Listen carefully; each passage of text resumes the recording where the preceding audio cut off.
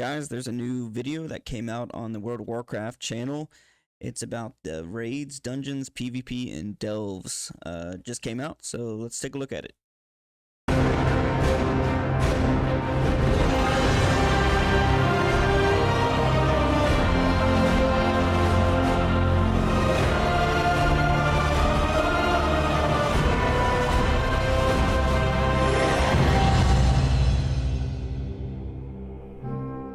Welcome to a special edition of Wowcast, and thank you so much for joining us. Launch is right around the corner, and today we are joined by a few incredible guests to share how dungeons, raids, and PvP has evolved, as well as new features like delves and warbands. Please introduce yourselves. Hello, I'm Laura Sardinia. I'm lead UX designer in the WoW team. Hey, I'm Morgan Day, one of the associate game directors on World of Warcraft. And I'm John Mark Hempel. I'm a lead gameplay engineer on World of Warcraft. How has the team been approaching what's waiting for players at max level for the War Within? As we've been talking about, the content that players will be experiencing once they reach the end game, there's really been three main pillars we've been focusing on. The first is variety. We want to make sure that there's all kinds of activities for you to do, whether it be in the outdoor world or with some of our new features like delves that are really going to add some new variety for those players. So with delves, I haven't actually looked at anything for it so far. I've seen like a couple things just scrolling through like my feed and everything like that. I saw some people were irritated that it sounds like heroic gear might be dropping from delves, which is pretty much a solo progression style. I don't know if you can link up with teammates or anything like that, but that kind of solo route seems interesting, especially if they're going to drop heroic gear for something that seems like you can gear very easily. Let me know what you guys think about delves. It's a smart move. If it's a smart move for World of Warcraft to kind of tailor the solo play. Additionally, we really want to focus on progression and giving players new challenges to try to overcome in the end game. And finally, the story and making sure that that narrative is front and center. Now, whether that's tied into some of these features and some of the content that we built there, or maybe it's focused on the end game campaign that is going to be built out as players progress as well. Something that I think is going to be really transformative and I'm excited about for the War Within is one of our major features, warbands. If you aren't familiar, this is a feature that really ties all your characters. Yo, is that a warrior evoker? So the evoker race, I love the evoker race, mainly because you can glide, double jump, well, kind of double jump, right? But if they're allowing other races or that race to be any other class, that's gonna be pretty dope. I haven't read anything about that if that's what they're coming out with, but that'd be awesome. Together, and really this is our opportunity to make sure that we're really respecting the time of the player behind the keyboard and not constantly asking you to, maybe re-earn something on one character that you've already earned on another one. That's all changing with the War Within, which is really exciting. John Mark, can you tell us more about the significant undertakings that warbands is about? Yeah, it's no easy task to reimagine in a modern context what we've done over the past 20 years. I think, Morgan, at BlizzCon, you called this several features in a trench coat. Yeah. And it's very true. In a nutshell, it's really a philosophical shift in how we approach the game. Instead of being from a character focus, we're taking a step back and approaching it more from what the players accomplished over the entire time that they've played the game. Historically, we've added on pieces to individual systems from the engineering side to support features going into expansions. But if we could wave a magic wand and go back 20 years ago, knowing where we're headed today, likely we would have organized those things very differently from an engineering perspective. Yeah, and I really feel like this is easily one of the largest undertakings that our engineering team has had to develop for an expansion. We always used to look at updates to future patches where let's make this a little bit easier for your alt to catch up or earn some progression there, where now that is something that... So I have so many freaking ults, it's kind of retarded why I have so many ults. I just play everything and keep making new races, even new accounts. I love the dopamine rush of continuously leveling up. I don't know why. I blame RuneScape for that, but whatever. But looking at this, the warbands, it's going to make everything so much easier, and I'm really excited for it. I'm glad that they introduced something like this because I honestly love putting everything onto one account.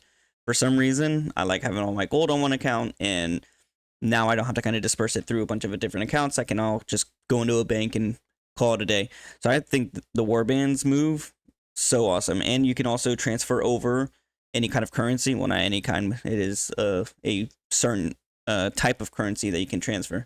But I'm a mainly PvPer type player. I don't know if you're going to be allowed to transfer honor from one character to another. I think they should, and the reason why is because they have those little honor boxes you can buy gear with to transfer to other accounts. Why wouldn't you be able to transfer your honor? So you should be able to, but we'll see. We're really architecting from the forefront and really beginning the conversation with that. I think when it's all said and done, every engineering sub-team is going to have touched this feature. So what value do warbands bring? It's all about being able to transfer stuff between your characters. If you have items that you want to send from one character to the other, you just put it in the warband bank. If you have currency that you want to send from one character to the other, you can just grab it directly from all the characters that are on your account. Or if you're a druid and you're going through one of the old raids and you get a piece of plate gear, your warrior can just equip it. Yeah, one of the things I love about it is the shared renown, right? Like there's so much reputation that I'm gaining across my characters. God, I didn't know that was happening. Will all be combined and consolidated on the one renown system. account-wide reputation there. There's a lot of fun stuff that also enables when it comes to like trying to find, more variety in the way I approach the game. For instance, I was leveling, I think, my second character on the beta recently, and I made sure to go out and turn warband questing on so that I saw all the quests that I already completed. It's a little bit less opaque, so it's kind of transparent. And that way like, okay, I've done that quest on one of my other characters. So I can kind of cherry pick all the reputation from quests that I haven't completed yet. Something else when it comes to, maybe gearing that new character, there's actually a new type of item called Warbound Until Equipped, or WOO. This is a new item that will drop in all kinds of endgame content, including things like Mythic Plus and Raids, where these will be bonus drops, where they'll drop slightly lower item level where you might have earned that reward, and then you can put that in your bank or send it to one of your alts, and actually, once you equip it on one of your characters, then it will bind to that character. So the fact that it binds to the warband means we can be really generous with that gear as we're dropping for alts. I imagine as part of this overhaul that it's led to some unique challenges with the UI. Oh yeah, that's for sure. UI revamp continues, and warbands was a great opportunity for us to revamp the character select. Last time when we did a big entry screen update was during Shadowlands. So with warbands, we did a whole big user experience revamp there. We kept the right side list, but now you can drag and drop much easier your characters, and we have a favorite section there, which is really cool because they're all cross-helm characters that you can have. So you don't need to be back and forth choosing characters. They're all gonna be there for you, very, very easy. And also the tooltips are all new. Now you just mouse over and it's all there for you. So pretty great improvements overall. And also the new bank for your warband characters. So a lot of good improvements that we wanted to make sure it feels natural to play as, and it just feels great. That's what a good UI should be, so yeah, that's what we're looking for. There's a lot of functionality out of that too. Like you can craft straight out of your warband bank. So you can just dump all that stuff in your warband bank, and one of your other characters who might be able to use that profession stuff will then be able to access it much more quickly. You don't have to mail it around. And like a region it's really looking to streamline a lot of those experiences. For our Mythic Plus runners or dungeons, any kind of activity that requires a group, we also revamped that left panel, the little ear pane that you push it out. You can now apply raid markers much easier. You can also assign different folks in your group. It only took them 20 years to figure that out. I hate trying to click somebody's name to figure out a marker for them. So that is awesome that they put it right there very easily. To do so, which before wasn't that easy. And also you can change very easily as well the difficulty of the instance. One of the things I love that we added is hubs, right? So on the main map, there's often, as you are progressing in the end game, there's all kinds of content that might be really consolidated in one area. And sometimes it's like, oh, there's so much stuff here, and it makes the map feel like it might have a little bit of clutter on it. So we now have a way to kind of consolidate some of that. The hubs, as Morgan was explaining, when you get in the War Within, you're gonna see this castle city icon that we're gonna have in each zone. And Dornagal is the biggest one. When you click on it, you can see the city map. And one of the technologies that we wanna add, the hub gonna prioritize for you what is the most important content for you to do. Of course, you can choose to do something else, but we wanna clean up the surroundings of hubs in main cities. So that's the kind of tech that we're looking into UI as well, and we want to evolve and get players' feedback. Also for the end game, we have a new type of quest that's called meta quests, but those are end game important repeatable quests, and then they are the classic exclamation mark, above the NPC heads, but it's blue because it reminds of the old dailies, but you're gonna have spikes around it, so that's like, I should check this out. Yeah, so the hub when there's something available as a meta quest for that week, the hub will show that to players, so that's something that you should do. If you don't have too much time, you probably should prioritize those because they give very, very good in-game rewards. So that's the kind of technology that UI is trying to help players. Yeah, that's really helpful. You might be coming back, or you're veteran players, or you just want to, do the easiest. My only problem with this is that they're adding another icon into the game, and I would imagine it's probably going to load up on your map UI. My thing is they already have the map so cluttered. I really hope they fix the UI with the map, because 9 times out of 10, when I open my map up, I have to clear everything because I can't even see where I'm going. This thing for the week, and that's gonna be out there on the map for you, so you don't have to go back to the icon soup. Problem. Are there any extra quality of life improvements to the UI? Sure, I've seen a lot of the community very happy about the search bars, so we keep adding those. With Warbands, we have a search bar there as well. In Dragonfly, we had the search in the options menu. Professions, of course, if you're searching for something specific. Bags, we added that in Dragonfly, and the talents. But now, the spellbook is getting a whole revamp, and it's so good to have a search bar there. The spellbook looks beautiful now, like you can have 2 pages, and that way you don't have to paginate as much. I like it. I like the But if you really design prefer of the book one itself. page, Looks there like is an actual icon at the spell top, book. which is the collapse one. It comes back to the original classic size. So we know some players really love that, and we want to make sure that everyone is happy with the new spell book. Having the time to do all that stuff makes us so happy, because we want to keep the classic WoW look, even though it looks modern, but it still feel WoW, and that's really important for us. Morgan, earlier you mentioned you want to empower players to play the way they want to play. How is that going to be approached in the new feature Delves? Yeah, so like we've discussed, Delves are really bite-sized content, really targeted on those players who love progression in the outdoor world and maybe aren't so excited about going into group content or queued content. Something that they gave us feedback on is that they really wish that there was a way for these to be a bit more difficult and maybe give them a bit of a challenge too. Delves, while the rewards might end at tier 8, so that the item level that you're getting stops there, the difficulty tier goes to 11. And when you reach that difficulty, there will be a hard mode version of Zekfir, which for people who might be familiar with some of those solo challenges like the Mage Tower of the past, this will be a new solo challenge for players to really, try to tackle over time. And we imagine this is something that will take quite a bit of effort and, progression to get to the point where you'll be able to defeat Zekfir at that difficulty. And That's waiting pretty for cool. you, if you're I like able to that. do that, is a really awesome, unique, kind of voided out version of that customizable delve mount that you're going to be rewarded with very early on in your delve progression. Can you talk about the different varieties of Delves? Yeah, so with delves, there's 13 delves in total, and something that we really wanted to focus on was to make sure that each delve had multiple variants, right? So while there's 12 delves that you'll experience and be sent to, a couple in each zone, every time you zone in, we wanted to make sure that it wasn't just some small tweaks here and there, like, the spawning changed a little bit, or maybe there's some traps that look a little bit different.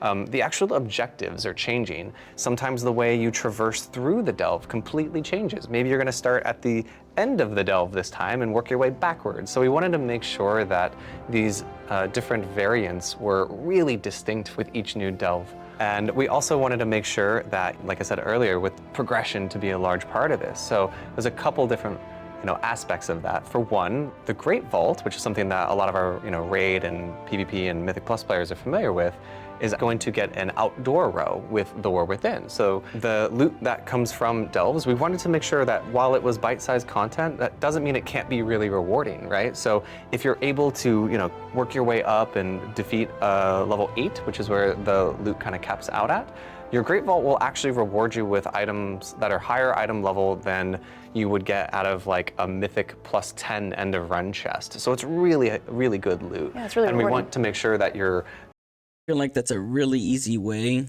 to gear up just weekly. Everyone's going to be running their delves weekly, right, to grab that kind of loot, especially at the beginning.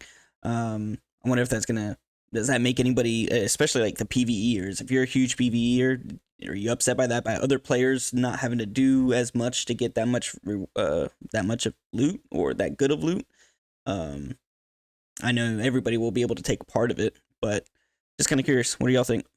You're using that, gear that you're in along the way to work through the different delve tiers and finally, take the fight to Zekvir and by extension Xalatath as well, which also gets us into feeling like delves should be a big part of our endgame story as well, and making sure that they're paying into this narrative of Xalatath and all of our epic heroes that we're experiencing along the way. Something else that we added in the UI for delves is, there's now a whole tab that exists for delves that will exist down with the adventure journal, where you can see Mythic Plus and see your seasonal journey there. Now when you go to the delves tab, you can find the Great Vault from there. You can also see Bran, who's your companion. You can change his spec and see kind of the progression there. So lots of fun UI additions and improvements that have made delves that much more fun. The team has also made significant changes to the Mythic Plus dungeons. Can you elaborate more on that? Yeah, so actually, not only is Mythic Plus getting some changes, but also the core progression of dungeons is shifted quite a bit. So if you've been playing Dragonflight Season 4, you might have seen that Mythic 0 has actually gotten quite the facelift. Something that we have noticed in the past is Mythic 0 was great for like 2 weeks of an expansion, and then nobody really awesome needed update. to do it I love anymore this. because they had just progressed into Mythic Plus. So with The War Within, a Mythic 0 will be the equivalent of what, if you haven't played since Shadowlands, a Mythic 10 might have been. So it's quite difficult and will be equally as rewarding. But we wanted to capture that audience of people who loved that feeling of the mega dungeons where there's still progression, but also there's no timer, right? So if that was something that maybe put you off from Mythic Plus, this is something that you can still do with your friends, and hey, you can run AFK if you need to in the middle of these. But for Mythic Plus itself, we really took a huge step back and wanted to do a major affix refresh. We have gone through multiple iterations of that on the beta. We got a lot of feedback from our first iteration of it and have really pivoted significantly since then. It was kind of neat because we had some players that said, we really like the direction of these affixes, these I don't know about, and then other players that felt the exact opposite. I'm not sure about these, but I really like this direction. And really what it helped us crystallize was we had multiple groups of players that wanted different challenges out of the same Mythic Plus system. Historically, affixes have been a one-size-fits-all approach to challenge and variety. But it was kind of a cool moment. Morgan came to the gameplay engineering team and was like, hey, we got this feedback. We have this idea for making affixes target different level ranges rather than applying to the entirety of Mythic Plus. And the design solution ended up being pretty elegant for engineering to implement. It was like this beautiful confluence of events where we were able to turn this around within, 2 weeks or something like that, and get the full revamped system back on the beta for players to test. Yeah, it was really awesome to see kind of that all come together so quickly. So, what players have seen now and what will be going live with The War Within Season 1 is a version where Xalatath actually plays a major role in the affixes, from the beginning up until level 12. And it's very much one of the goals we had to make sure that the story plays a part in all of our endgame content. So we really wanted to kind of achieve that by having her kind of show up in your Mythic Plus dungeon and maybe throw some spells at you and mess with you. We're coming up on the 20th anniversary of World of Warcraft this year, and if you're coming back from a break or if you're a completely new player, just learning the dungeons can be daunting on top of affixes and things like that. So this sort of granular way that affixes apply challenges to the dungeons allows players to engage with them in the way that they want to be challenged. Something that we added in Dragonflight, which is the follower dungeons, are great for that because you can have NPC companions, which are not real players, playing with you through the dungeon. And let's say you just changed to a new spec, you want to be a healer now, and I really want to try that first before really going to a dungeon with new players. We know that players in dungeons often are afraid of trying out new specs, and with hero talents, there's different flavors of new combat for people to try out, and follower dungeons provide a way for you to just go in and feel it out and not be too concerned about how you're impacting other people. Approachability has been mentioned a few times. How are we applying that to PvP? Anybody actually enjoy doing follower dungeons or have tried it before? Just let me know. Yeah, there's actually a new feature that I am personally going to play quite a bit, where you're going to be able to experience essentially rated battlegrounds. It's called Rated Battleground Blitz, which is a small. I am so glad that they did this. I do play solo PvP most of the time. I go into any kind of battlegrounds, arenas, or solo arenas and all that kind of stuff. Whenever they did solo arenas, I thought that was the best thing ever. Now they've done it to Battlegrounds, which is phenomenal because personally, whenever you go into rated Battlegrounds, it is such a high skill cap ceiling. It really is. And everybody has to be on their P's and Q's, right? But if you go into a solo rated Battlegrounds, if y'all haven't tried it yet, you need to try it out. It is phenomenal. Everyone is actually there to try to win. I've had a really good experience with it so far. Smaller number of players, and you'll be able to earn conquest and all the awesome rated PvP rewards while playing Battlegrounds. Because we know there's a ton of people who love Battlegrounds, but the jump into arenas sometimes might be a little bit scary. That is a much more smaller experience, and each little mistake counts for a lot when you're in an arena. Where in a battleground, there's a lot more going on. Usually they last longer. There's objectives. So we really are excited about that new feature. I know I have done a ton of, I know the community calls them YOLO RBGs, where you can just do RBGs, don't worry about voice chat, you just kind of go in and play. So that was my main problem, was every single rated Battlegrounds had to have voice play. If you went in YOLO style, you'd always have some 1 or 2 or 3 people that just didn't know what they were doing. Like, they didn't have any strategy, they just go off and run and die. This solo rated Battlegrounds that they got going on, it's a smaller group, and it seems more controlled. Like I said, I love it. I always love running into those, so having this feature will kind of take that place for me. So I'll be able to earn my conquest early on in the season. I know we mentioned the Great Vault quite a bit earlier when we were discussing this. We actually got a lot of feedback from our PvP players that they don't love having to have the Great Vault be such a big part of their itemization and gearing journey. Not only does it add some potential randomization, right? Like maybe first week of the season you got a weapon and I don't, and that kind of can create some imbalance there.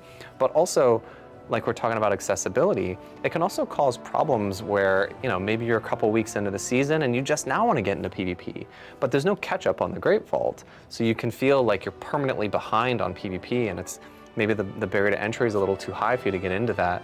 So not having that in the Great Vault actually solves a lot of problems for us, giving players more agency in how they're rewarded, and also we have much stronger catch-up on things like our conquest currency for PvP players. So they saying I think they're taking that it will out? be a big step forward for that audience, and hopefully inspire some people to check out PvP in the War Within. Rating is an integral part of endgame. Sounds like they might be taking that part out, which actually I enjoy because I hate trying to get that vault cap like every week. How is the team approaching raids this tier?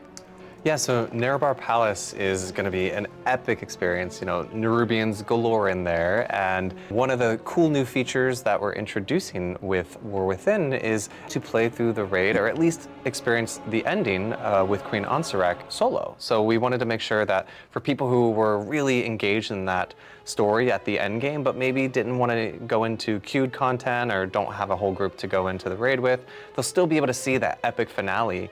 Something else that I think is really fun, there's a lot of variety in player skill across all of our player types in the game, and we have a lot of difficulties for them. But even within a single raid, there can be a lot of progression that you're experiencing. And with Dragonflight, we added a new item upgrade system where you could upgrade some of your gear.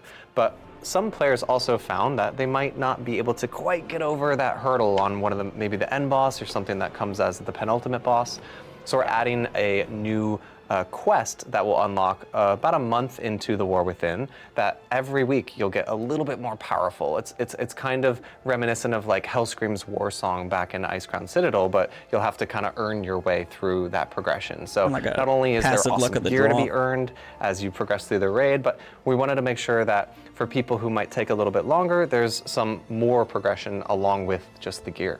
That buff's applied throughout your warband, right? It's not just on the character. Yeah, that's another really fun thing. Again, like that was something that maybe would have just been applied to a single character, but in War Within, that buff is across my whole warbands. That's cool.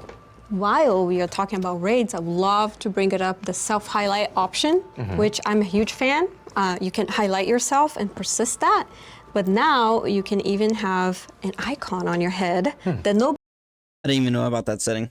I'm gonna have to go activate that now because I lose my character all the time. Even though if you're centered, I manage to lose it all the time. But it can take from you. So that is awesome. For players, I'm included, that I cannot find myself in the whole chaos of a raid boss or even Mythic Plus. There's also another option that's called Show Silhouette when Obscured. If you have that on, there is a silhouette of your character between that pillar, let's say it's a pillar, so you see your character there. I always call those like the flag boss or the tree boss, where it's Yeah. like, That the is so flag is in cool. my camera. I like it. That's really cool, Laura, and I love that. And you know, not only those cool options, but there's so much more to explore in the War Within, and I'm really excited for our players to come on this journey with us, both players who have been with us all through Dragonflight, as well as players who might be returning. Thank you so much for joining us. We hope you enjoyed this look into endgame content, and we look forward to seeing you in Kazalgar. I enjoyed it. That was pretty cool. Showed us some couple things that I actually didn't even know about. It was pretty informative. Let me know what y'all think about that.